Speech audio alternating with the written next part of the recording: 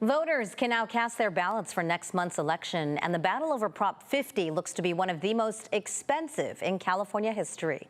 Good evening, I'm Marcella Lee. I'm Carlo Cicchetto. The November 4th special election will decide whether California will move forward with redrawing its congressional lines to make it easier for Democrats to flip 5 GOP-held seats.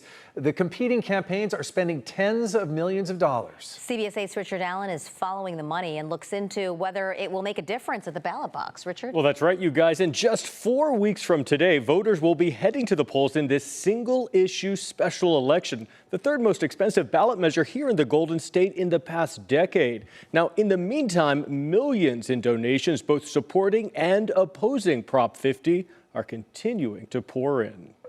This is why it is important for you to vote no on Proposition 50. Fight for democracy in all 50 states. Yes on 50. The ads are hard to ignore on TV, radio, and streaming platforms, leading many to question who is funding all this. CBS 8 political analyst Wendy Patrick.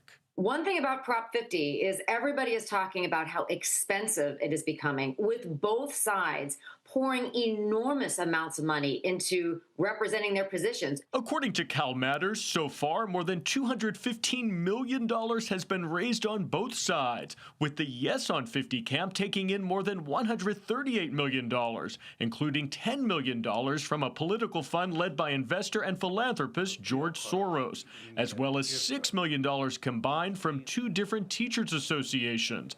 Interestingly, according to Cal Matters, more than 68,000 individual donors have given money to the Yes campaign. Small dollar donors, in other words, people that are donating less than $100, seem to be in favor of this proposition. The No on 50 camp has raised over $77 million, with the largest donation by far, almost $33 million, from physicist and political donor Charles Munger Jr., who also donated to the original ballot measure to create California's independent redistricting commission 15 years ago.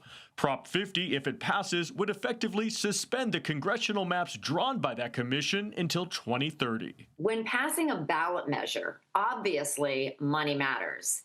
But money matters more when we're talking about a ballot measure that could impact the outcome of elections. Governor Gavin Newsom proposed Prop 50 after the Trump administration put pressure on lawmakers in Texas to redraw congressional lines there to turn 5 Democratic seats into Republican-leaning districts in advance of next year's midterm elections. Patrick says one of the most critical questions now is whether all this money being spent on Prop 50 here in California will actually make a difference in the outcome at the polls. The answer to that is tough, because when you have an issue that's unprecedented, it also is unpredictable whether or not voters will turn up at the polls.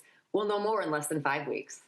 And in order to pass, Prop 50 needs to get a simple majority of the votes, 50% plus 1. And as we mentioned, those mail-in ballots have already gone out to California's registered voters. I got mine yesterday. At this point, Richard, is there any indication on how voters will vote? Well, there's a number of polls out. There was a recent one in the past few days from the research firm Coefficient. It found that 54% of California voters are most likely going to vote for Prop 50. Okay. 36% oppose it. 10% still undecided.